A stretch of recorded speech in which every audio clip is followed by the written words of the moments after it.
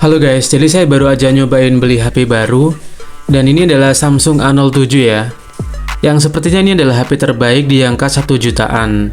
Atau lebih tepatnya 1.299.000 untuk varian terendah yaitu 4/64 GB. Kenapa terbaik? Karena sudah UFS dan menggunakan chipset G99. Oke, jadi langsung aja kita unboxing. Dan di dalam kotaknya kita dapat SIM ejector, kabel data Type-C ke Type-C, buku panduan, adaptor charger 25 watt, dan kemudian ini unit HP-nya guys. Untuk desainnya seperti ini. Di bagian belakangnya menggunakan finishing matte dengan aksen garis-garis, dan di atasnya ada dual kamera yaitu kamera utama di bagian atas dan ada kamera depth sensor di bawahnya. Di sebelah kanan ada tombol volume dan tombol power sekaligus fingerprint dengan desain yang menonjol guys. Kalau di sebelah kiri ada tempat SIM tray-nya ya, dengan slot SIM yang udah lengkap yaitu menggunakan triple slot. Jadi udah bisa pakai dual SIM sekaligus ditambah dengan micro SD atau kartu memori guys. Kalau di bagian atas ini cukup sepi ya, cuma ada lubang mic kedua atau secondary mic, nggak ada infrared blaster seperti di Xiaomi. Sebaliknya di bagian bawah cukup ramai guys, yaitu ada port jack audio 3,5 mm, lubang mic utama, port USB dan charger yang udah Type-C, dan ada lubang speaker utamanya guys. Jadi speakernya cuma satu ya, atau masih mono. Oke, sekarang kita akan coba nyalakan terlebih dahulu guys. Dan bisa nyala. Dan booting awalnya seperti ini ya. Oke, udah bisa masuk ke sistem dan di sini akan saya setting terlebih dahulu ya guys.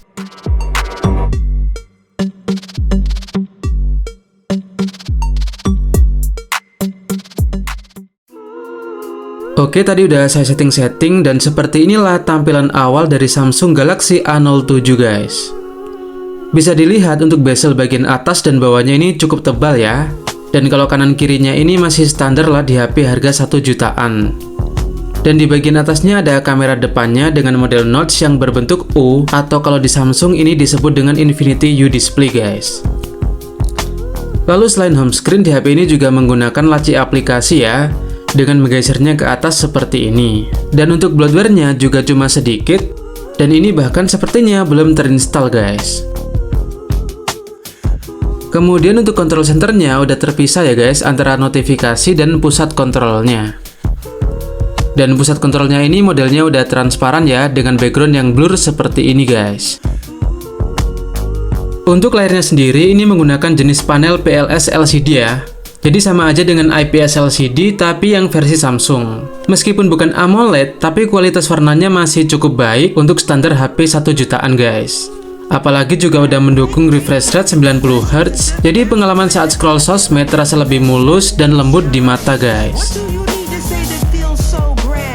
Kalau untuk ukurannya sendiri sudah cukup besar ya, di 6,7 inci, jadi udah bisa memberikan pengalaman menonton video atau bermain game yang lebih luas dan cukup lega. Tapi resolusinya sendiri masih HD+ ya, belum Full HD, jadi untuk ketajamannya masih kurang guys. Tapi untuk brightness atau tingkat kecerahan layarnya udah cukup tinggi ya untuk HP murah, dan dipakai di bawah terik matahari itu masih kelihatan jelas guys. Jadi sangat cocok kalau dipakai orang kerja lapangan seperti ojol. Kalau untuk speakernya ini masih mono ya, jadi belum stereo atau dual speaker.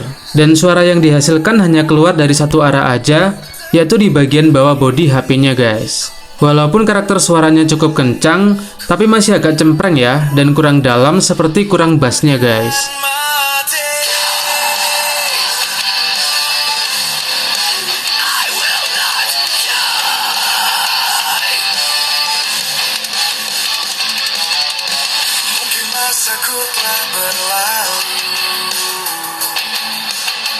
Mungkin hatiku tak berbentuk lagi. Lanjut, sekarang kita coba kameranya guys. Samsung A07 memiliki dua kamera di belakang, yaitu kamera utama 50 megapiksel dan kamera depth sensor 2 megapiksel. Sementara untuk kamera depannya memiliki resolusi 8 megapiksel guys.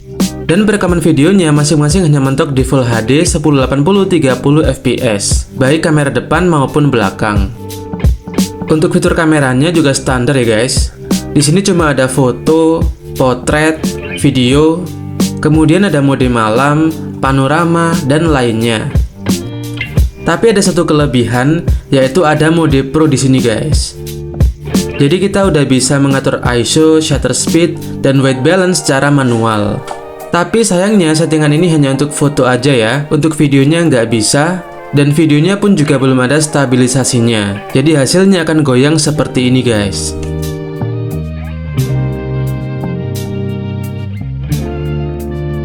Untuk akurasi warnanya terkadang juga kurang akurat ya guys, dan malah cenderung pudar atau kusam, apalagi kalau cahayanya kurang ideal guys. Untuk detail gambarnya juga agak kasar atau burik ya, tidak tajam sama sekali, padahal ini cahayanya udah terang ya, malah di siang hari. Kalau di kondisi low light malah kurang maksimal guys, hasilnya akan semakin blur entah itu untuk foto atau video. Tapi untuk dynamic range-nya udah lumayan ya, mampu menangani perpindahan cahaya dengan akurat.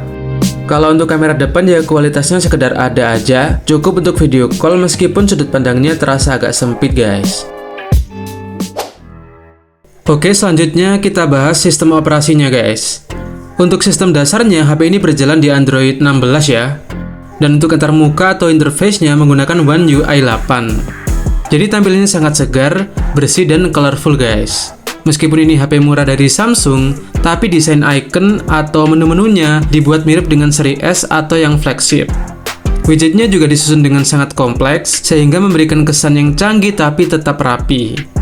Jadi meskipun penggunanya tidak terlalu paham teknologi, akan tetap ngerti karena sangat user-friendly guys. Selain itu, HP ini juga mendapatkan dukungan hingga 6 kali update Android dan 6 tahun pembaruan keamanan atau security patch. Jadi termasuk sangat luar biasa ya, karena HP ini akan mendapatkan update sampai tahun 2031 guys. Mungkin sampai One UI 13 kali ya. Tapi yang dikhawatirkan apakah RAM 4GB ini nanti masih sanggup menjalankan sistem operasi yang makin berat dari tahun ke tahun. Ya mungkin bisa berkaca pada pendahulunya ya, seperti J2 Prime yang makin lama makin lemot guys. Kemudian untuk chipsetnya, HP ini menggunakan Helio G99 dengan fabrikasi 6 nanometer. Jadi termasuk chipset kelas atas karena biasanya hanya ada di HP 2 jutaan ke atas. Dan performanya jadi stabil, tidak cepat panas, dan memiliki manajemen yang baik untuk HP kelas entry level. Ditambah storage-nya sudah menggunakan UFS 2.2, jadi kecepatan baca tulis dan buka tutup aplikasi tidak terasa berat atau nge-lag guys. Tapi sayangnya untuk sensornya tidak memiliki gyro hardware ya.